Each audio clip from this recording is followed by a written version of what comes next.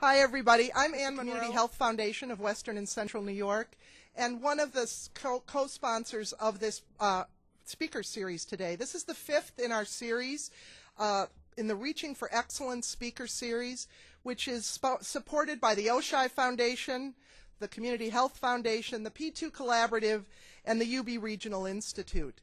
And we're also very fortunate to have several co-sponsors of this event, and their names are on the back of the program, and I'd ask you to take a minute and look at them and thank them for their participation.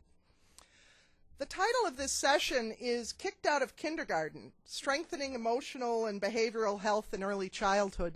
And we chose that topic for a couple of reasons. One, because unfortunately it is a fact in many cases that we have far too many children being kicked out of kindergarten. But secondly, it's the kind of title that makes folks who normally aren't thinking about our issues stop and say, whoa, what's this about? Who's being kicked out of kindergarten? And so we welcome you today to talk with us about this issue. We all know and we all believe that it's better to build the supports necessary to equip a child with the strengths and capabilities that they need to have a successful life, rather than to try and patch up or prop up the adolescent or the adult whose early childhood was less than adequate. We all believe that to be true, and if I asked you to raise your hand if you thought that was true, I bet most of us would raise our hands. Yet the systems that have truly embraced early childhood emotional, social, and behavioral development are far and few between. And why is that?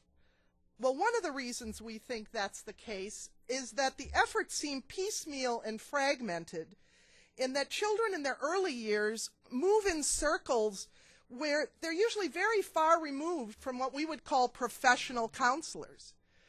They're in preschool, they're seeing a pediatric provider, they're in the home, and those systems are not well integrated with the system that we have traditionally thought of as the mental health system serving kids with problems.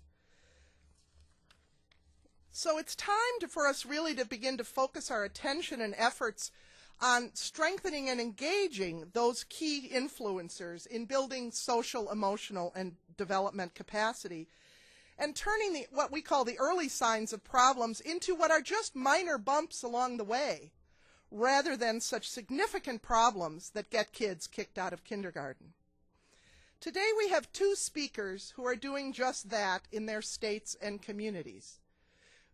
Interestingly enough, we have Connecticut and Vermont with us today, and both of them are relatively small states, and in the case of Vermont, the whole state is not much bigger than the Erie-Niagara County mix. So while they're speaking at a different level, perhaps organizationally, it's very relevant to our work together. Paul Dworkin, who'll be our first speaker, is the founder of Help Me Grow in Connecticut. There's a lot of information about him in your packet, and also on the tables is some information about his program. And that program links the pediatric care provider with appropriate services for young children, their families, and caregivers. He'll talk first about that program, how it developed, and what impact it had. We're fortunate here in Erie and Niagara County that we have a pilot project going on that is replicating in many ways the concept that came out of Help Me Grow. It's just being launched, and we were just notified last month that the Commonwealth Foundation has awarded this project, which the description of which is on your tables as well, a grant from the Commonwealth Foundation to get technical assistance from Help Me Grow. So in addition to being a pilot project that people are kind of modeling on Help Me Grow, through the generosity of the Commonwealth Foundation, here in Erie and Niagara County, the 7 pediatric practices that are participating in this program, along with the Early Childhood Development Center, will be able to get on-the-ground technical assistance to make sure that the idea that we're trying to implement gets implemented in the most appropriate way. So I think that's great news for the region. After Paul talks, we'll hear from Charlie Biss, who is the Director of Mental Health for the state of Vermont. And Charlie will talk about ways that the mental health service community has to respond and change and begin to look at things differently if we're going to move to a model that strengthens children rather than looks for pathology or problems to fix. So we're going to hear from Paul around kind of a feeder system, in a sense, the pediatric community, and then we're going to hear Charlie communicate or talk with us about his perspective. But before I turn the program over to them, just a few logistical and pieces of information. If you've been to any of our previous sessions, you kind of know the format. We kind of got it down now, but it'll consist of our two speakers making presentations, and then we'll spend the majority of the time with your questions and discussion. There are cards on your table or in your folders. Carol, could you just hold one up so we know what you got? If you have a question while we're talking about this, while one or the other speaker is talking or at the end, write your question down, hold it up, and someone will come by and pick it up. Then after the speakers have presented, we'll try and answer all the questions that have been provided, and if there is some time, open the floor to a broader discussion.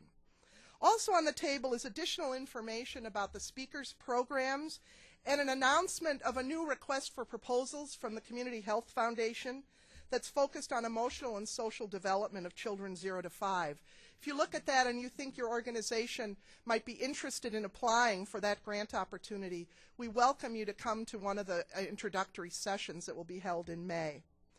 In addition, if you look at the folder that we provided you, there is a brief that's been written about this issue specifically for Erie and Niagara County called Emotional, Social, and Behavioral Development, Essential Building Blocks for a Child's Success. And this was written by the University of Buffalo Regional Institute and specifically looks at some of the data, statistics, and programs in Western New York that can be used to apply to this issue. As I said earlier, we're also simulcasting this on the web, and it will be posted on the Reaching for Excellence website for those of your colleagues who weren't able to come today. So I welcome you to this speaker series as parts of it you'd like to show them. So thank you very much and enjoy the session. And Dr. Dworkin, if you want to kick us off, please do.